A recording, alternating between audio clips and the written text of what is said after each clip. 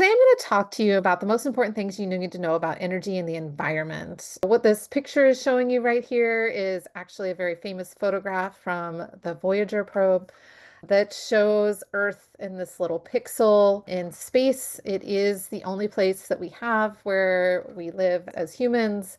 And so we do have a responsibility to ensure that their environment is able to support us as we're going forward. So this 10-minute take is really going to give you a sense of the impacts on the environment from our energy systems and help you put those into context.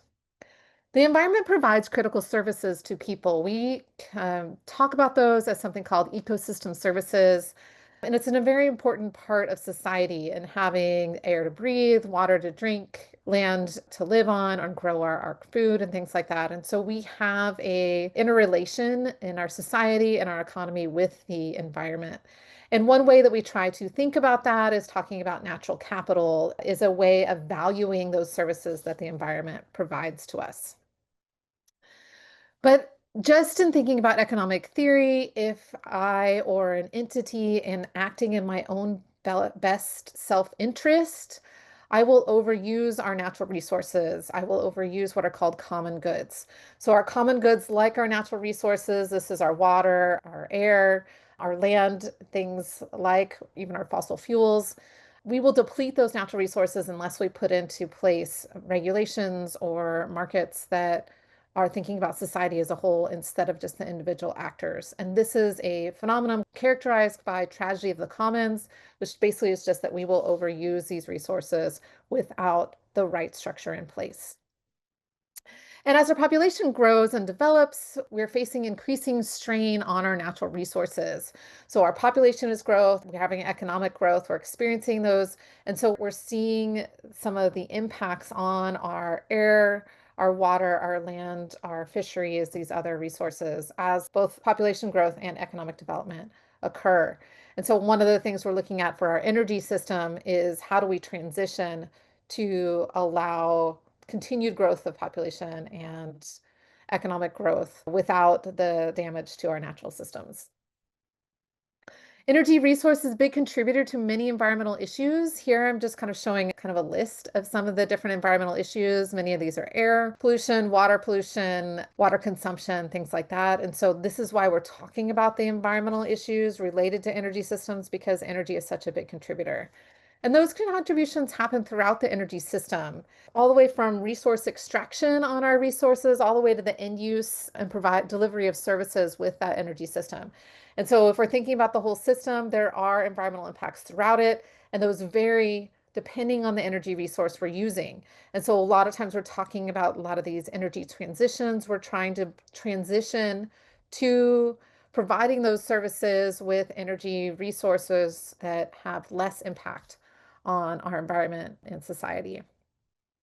So let's just talk about the kind of four big categories: air, water, land, and wildlife impacts. So starting with air, greenhouse gas emissions are obviously, the cause, human caused climate change. We're already seeing the impacts of climate change, and energy is the number one source of greenhouse gas emissions.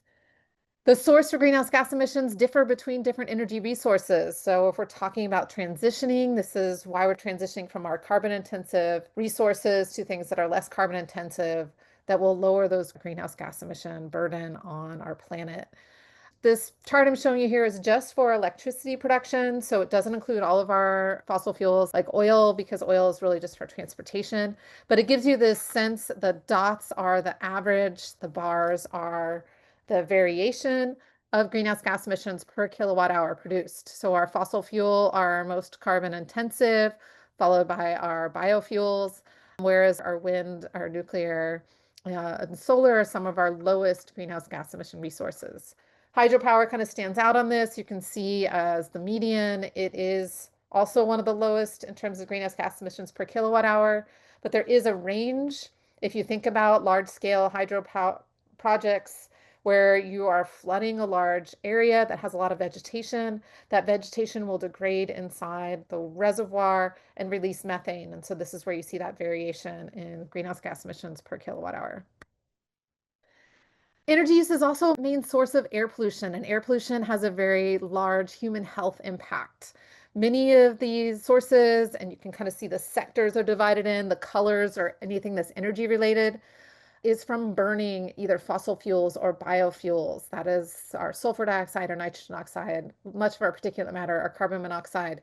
Those are from burning. And then we also have evaporative emissions. That's our volatile organic compounds that's coming off of our energy system.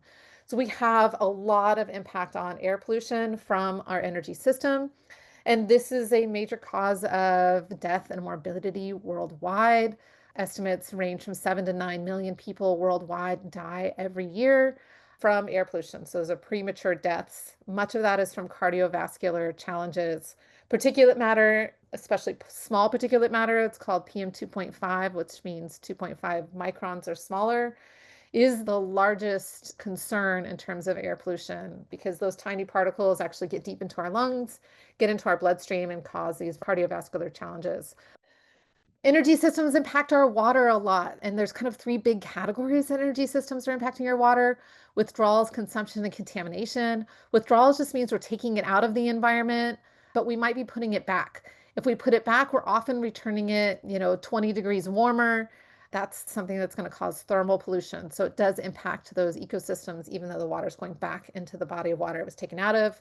We also do a lot of consumption where that water is not returned to where we've taken it out, whether it's evaporative or it's used for irrigation or something like that. And then contamination is where we have spills or pollution that is contaminating our bodies of water in the world. So just to put some of that in context, this is showing for the United States, the largest water withdrawals are for power plant cooling.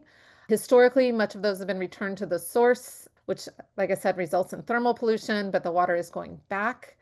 That's less and less true in many places like here where we are in the state of California.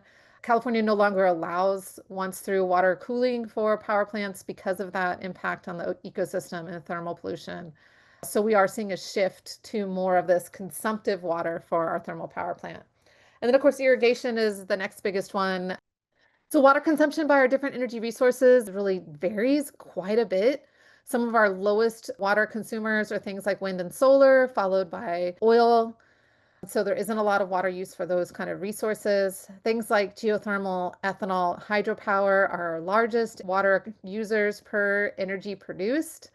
Geothermal, because you have to use water as the heat transfer fluid and you lose some of that water, whether it's through evaporative or it's lost in the reservoir. Ethanol because of irrigation. And hydropower because for large scale hydro, we're shifting from a river system to a large lake system. And you have a lot more evaporative emissions off that large lake system than you would off the river. So those are all consumptive water uses in our energy system. Contamination, I think some of these are going to be pretty obvious. Oil leaks and spills are a big concern of contamination. Coal ash, also for coal-fired power plants. When you burn coal, there are things that are not able to be burned, and a lot of times these have a lot of heavy metals, radioactive materials, things like that, and it's called coal ash that is left over. Much of this has been not regulated very well or at all, and is put in unlined pits with water over it in order to keep dust down.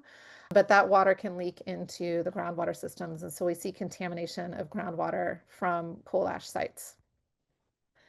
Third category is kind of land use and thinking about land use and energy resources. And when you think about land use, I want you to think about that whole system. So some of our land use, like for a power plant, if you think about a coal-fired power plant, you also have to think about the fuel production of the coal, so the mining, the transportation, everything else. That's all part of the land use for producing that kilowatt hour. For wind and solar, there isn't the upstream fuel production. The land use is really at the power plant site. Another aspect to think about when you're thinking about land use requirements is, can it be used for anything else or is it used for other resources? So for example, much of our large-scale hydropower facilities aren't built for electricity production. They're often built for flood control or irrigation purposes. And the electricity produced is just kind of a byproduct. It's just an additional service that you can get out of that facility.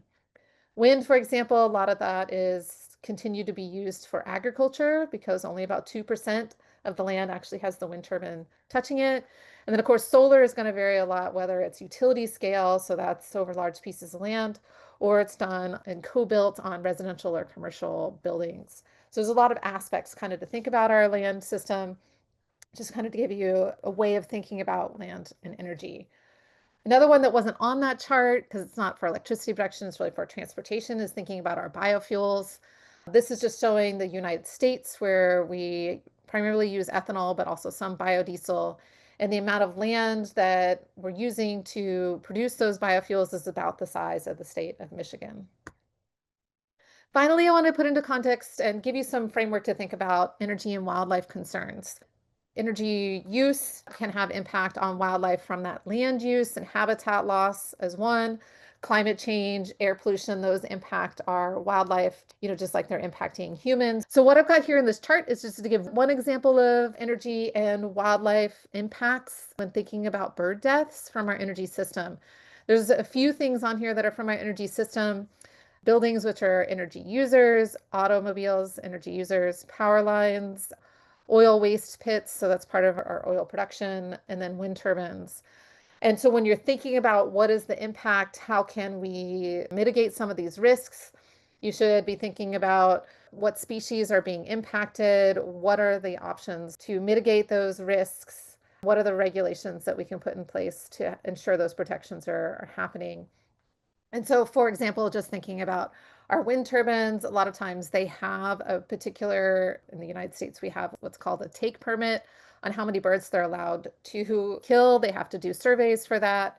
It can impact where turbines are located and also when they're operating. So there are times of day or times of year that wind turbines might be powered down in order to reduce bird deaths and migratory times, for example. So there's a lot of different ways to mitigate these impacts, but there are impacts on our wildlife through all of our different energy systems.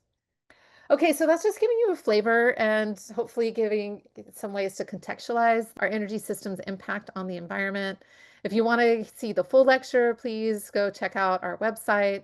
And of course, always encourage you to join our Energy Spotlight and get a little energy lesson in your mailbox once a month.